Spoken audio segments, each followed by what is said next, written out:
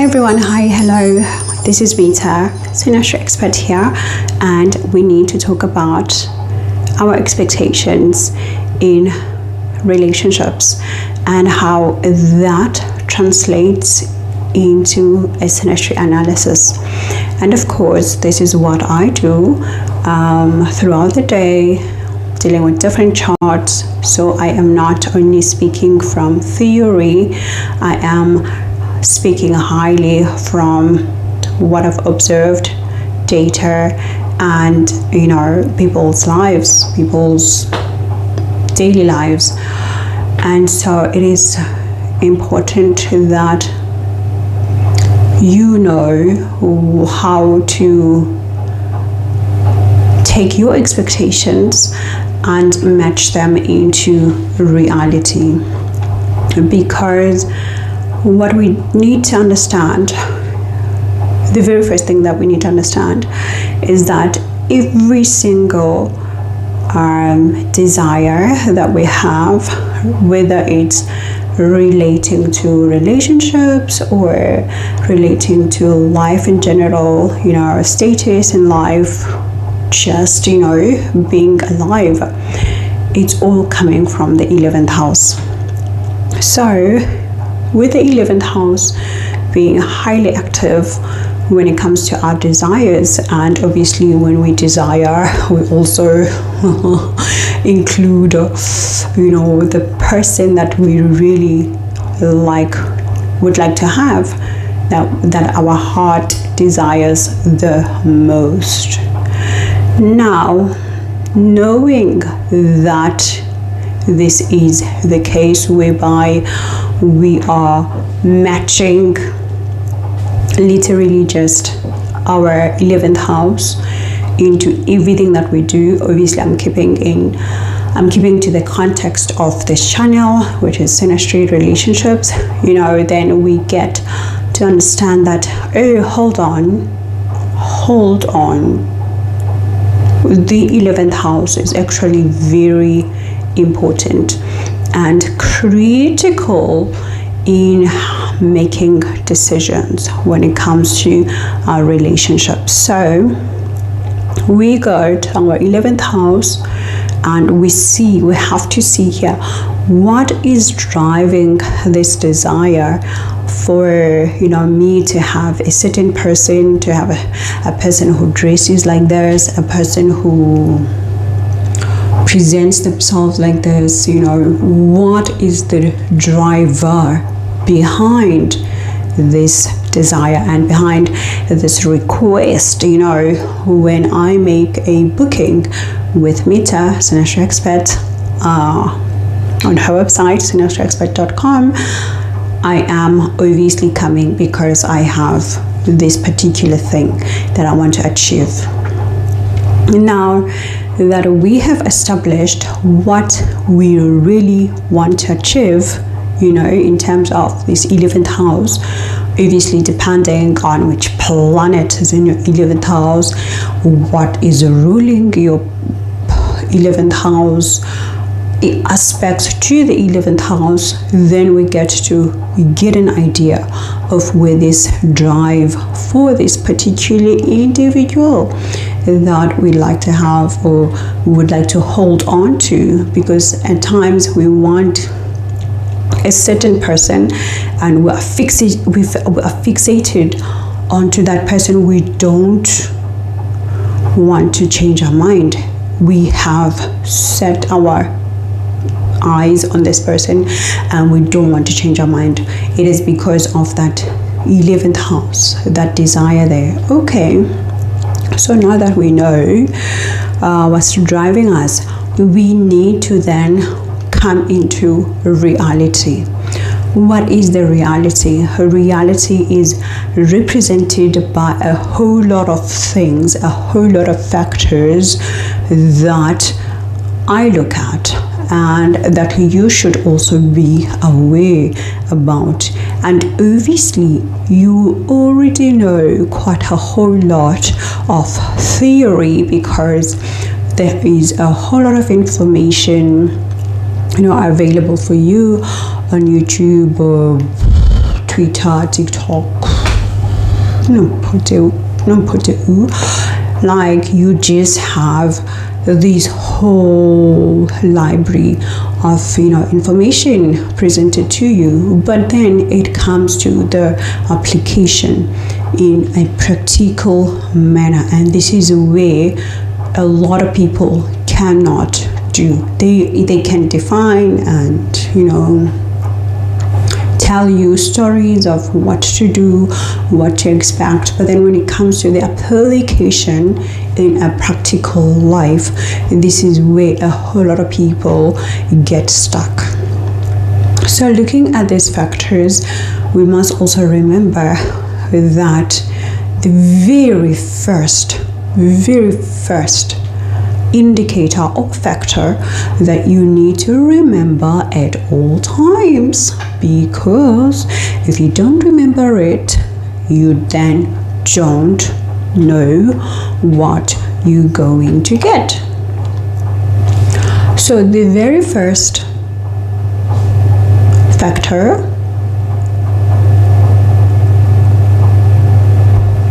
of course you guessed it right, is the seventh house.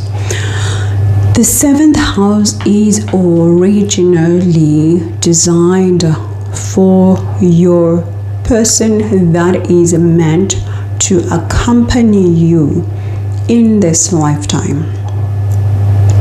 So you know how a lot of people in other ideologies, they talk about the soulmate, right? And of course I don't agree in terms of the actual word, but if you have to translate it into your chart, this soulmate is then your seventh house person. The seventh house person is your soulmate. You don't need planets, you don't need aspects, you don't need the D9 chart, you don't need your Dara Karaka, you don't need anything. You born with your chart, and your chart is set out to describe every person that you are dealing with on a daily basis in terms of your soul mission. And you see that from your ascendant, that is yourself. Your second house, that is your family, your extended members of the family, the whole family name. Your third house, your siblings. Your fourth house, your mother, your mommy. Your fifth house, your kids. Your sixth house, your enemies. Your seventh house, your person. We can just stop here with the preaching and we close the church for today, right? We could do that because we found our person. But Mitar, life is not so simple. Yes, I know my seventh house. I know my seventh house. I know who my soulmate is. This person is described by my seventh house. Okay, I'm a Gemini ascendant, so my person is a Sagittarius. Not ascendant, it's a Sagittarius personality. That's all. I'm a Gemini ascendant. My soulmate, the person that is designed by karma, by God, by the stars, the planets, the universe, to accompany me in this lifetime so that I can complete my soul mission, is my seventh house, my Sagittarius personality. That's all you need to know about soulmates. Your chart tells you exactly who your soulmate is. It is your seventh house, because the soul, which is through the sun, it is here to show you the direction towards your purpose. Right? And then the second step will be to look at your sun sign, or your sign placement. Where has it gone to? Because then this is where you get the direction of, okay, I know that my person, my husband, is a Sagittarius personality. When we are talking about personalities, we are talking about how this person will behave in a physical manner, in a physical form, in a physical, profession of their life, their lifestyle. This is my soulmate. I know. I'm looking at the 7th house there. I see my soulmate, my Sagittarius personality. Would this person be a Sagittarius ascendant? Would this person be a Sagittarius moon? Would this person be a whole totally different ascendant, moon, sun sign? Yes. But it is their personality, it is how they will live out their life and show it out. And the things that they do, they are all going to give me the impression of a Sagittarius person. They may not be highly educated with a whole lot of degrees if Mercury is not strong, but then there's something that they will do that will be very Sagittarius. It could be about their beliefs, it could be about their lifestyle, whereby they move up and down all the time. They can't stay in one place. They're traveling from one country to another country. They're just mixing with a whole lot of people in terms of culture, in terms of background, all of these things. They are Sagittarius. But then the story, I wish it could stop there, but it doesn't. The story doesn't stop there. Where does it go? Where does the story go? Well, the legend says, well, the reality is that our charts are complicated. They come decorated with a whole lot of different things. That's how they come. Very decorated, very complex, very used up with flavors, ingredients, spices. So we must then look at other factors. We must then look at also Venus, because Venus is important to us. What does it represent? It represents the spouse. It represents the spouse. It represents the union itself, the marriage itself, that situation of the 7th house, where my spouse, my soulmate, so to speak, if we're going to use, this word, so that we can place it in a correct way. So what is happening to our Venus? Because, as I said in my previous videos, Venus is not the same as your 7th house. This is not the same person. In some instances, it will be the same person if you are really, really lucky. 95% of people will not have the same person in one definition. They will not have the 7th house definition, the Venus definition, the Darakaraka definition, the UP ascendant definition, the D9 ascendant definition or descendants definition. They will not have all of these descriptions in one person, because life is colorful. And of course, if you do have all of these people in one person, you are one of the 5%. And I bow to you. Congratulations. You have the exact perfect love life, and as a result, you wouldn't be even divorcing with your person, because every single aspect you have to do with this person. Your Venus, affection, love, exploring fertility together, that's going to be also the same person where you sign the contracts with, which is your 7th house. You've come into an agreement with, you also become enemies because you also argue. It will also be your 7th lord. That's another thing that many people forget. What is happening to your 7th lord? Because this is another character of the people that you will date and you will be exposed to in this lifetime when it comes to your love life.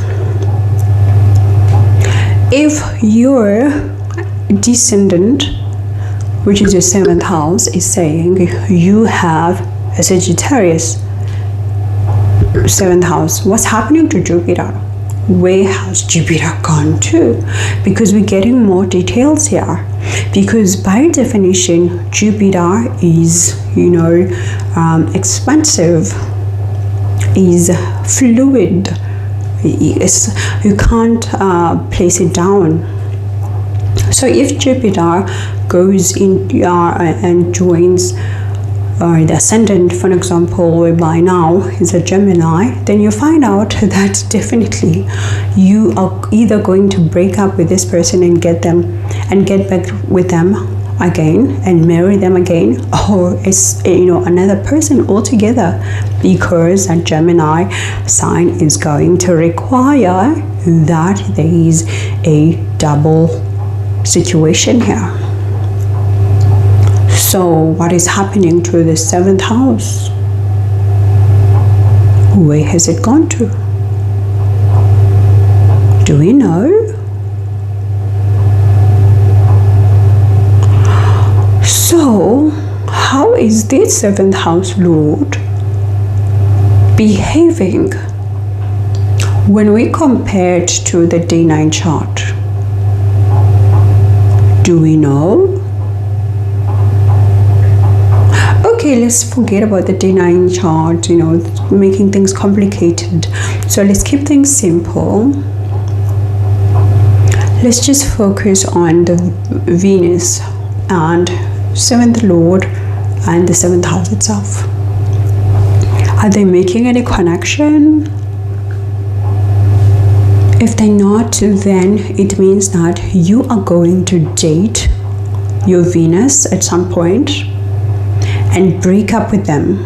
Maybe your Venus is with Mars, so maybe this is like your first love. This is your Venus, your first love, very affectionate, you fall in love, oh la la la la, you see butterflies everywhere, you just crazy in love, and then Mars comes, or get to season comes, and then you break up from this Venus of yours. And then now you have to continue experiencing life, because that's what we do, we experience life, So now you continue, you search and you search and you search for your soulmate. Remember, your soulmate is your 7th house situation. And so finally, you find your 7th house person. So your Sagittarius personality, you find them. And this is not your Venus. Maybe your Venus was in Virgo. So it was a totally different experience with that boyfriend that you had. Now finally you meet your soulmate and you get married. But because this is a Sagittarius personality, you find that maybe because of the indication of your Jupiter being in your ascendant, on your ascendant, or wherever, you now have to break up to get back together again. Particularly, let's say your ascendant of Gemini is in Purnavasu, and now your Jupiter comes into Purnavasu, and it is the Lord of your 7th house. You are definitely going to break up with this soulmate of yours. You are going to break up with this soulmate of yours, whether you like it or not. But because we are talking about Purnavasu, for example, the nakshatra, then it means that you are going to get back together again. You have to get back together again, because that's what your 7th Lord situation is. Managing your soulmate thing. That's the reality. So now, a lot of people, they just look at one simple thing. Maybe they look at Venus without considering the 7th house. Maybe they look at the 7th house without considering the behavior of the 7th house Lord and what it's doing and where it's gone to.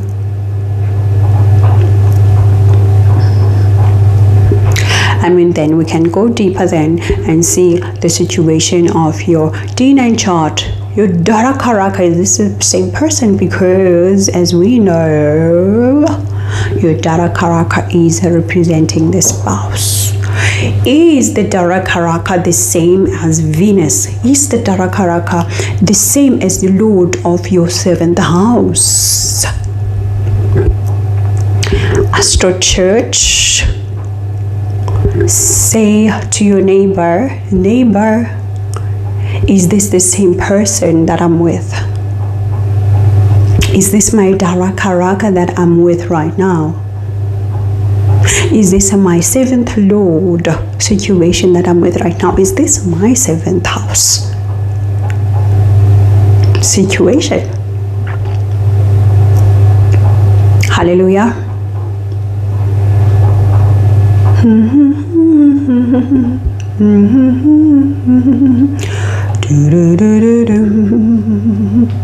We have to think about these things. Synastry is not ABC. You are trying to have your person that you were designed, because you were designed to have somebody to help you in this lifetime, to go through your lessons or your soul mission. But a lot of people, they go on and not find them, because maybe they are focusing on the Ketu. Because the theory tells us that Ketu is a distancer, but then they don't tell you that Ketu is also a binder. Oh. Hallelujah. Hallelujah. They tell you that Ketu is a separator, but they don't tell you that also the same Ketu is the one that binds things together. And so you focus on rejecting people, separating yourself from people, feeding the Ketu even more, forgetting that the same Ketu is requiring you to go back and try again and again and again. Hallelujah. We must remember that wherever your get to sits. This is according to my research. This is according to my data. I have tested many charts. Hallelujah. And I can stand on that point. That wherever your get to is sitting, you are designed to have that thing. You cannot lose what you never had. Ketu is a separator. For Ketu to separate, for Ketu to play its role of being a separator, you must have it first. Even if it's about your mother and your mother, passes away, unfortunately, at the time you are born at the hospital, but you had her, even if it was for 1 second. You had her. And now you have to experience having her no more. And then as you grow older, you meet other motherly figures that you get bonded with and you lose them. You find another one and you lose them until you find that one that will then take you to the end. So, if you have Ketu in your 7th house, if you have Ketu conjunct with your 7th house lord, if you have Ketu conjunct with your Venus, I am asking you right now, do not wash your hands off and say, I will never date. I will never date. I was not designed to be with someone. I was designed to be alone because of this Ketu. I will never find somebody that I deserve. No. Oh no.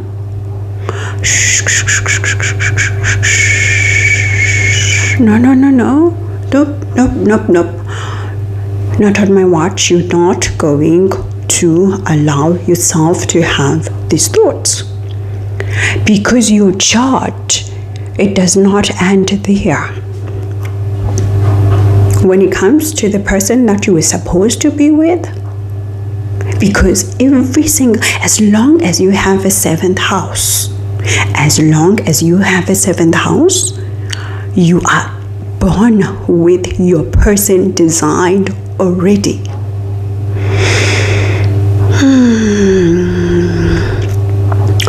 If you feel what I'm talking about, say hallelujah. As long as you have the 4th house, you are designed to have a mother. We don't know if you're growing up with her or not, but we know you're coming from a womb.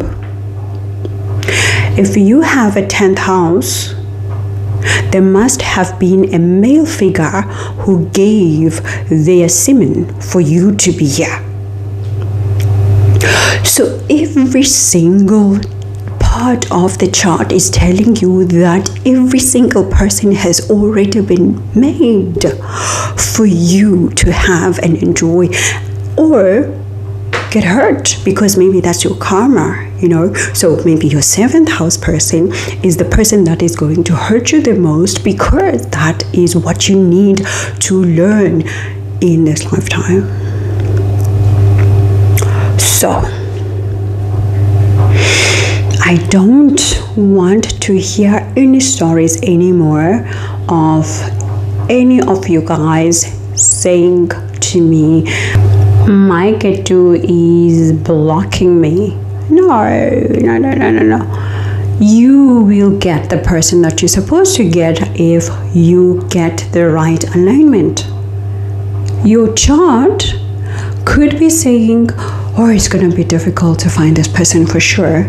But if you get matched up with somebody who unlocks those things in your chart that you think are blocking your happiness, you experiencing your desires, your 11th house.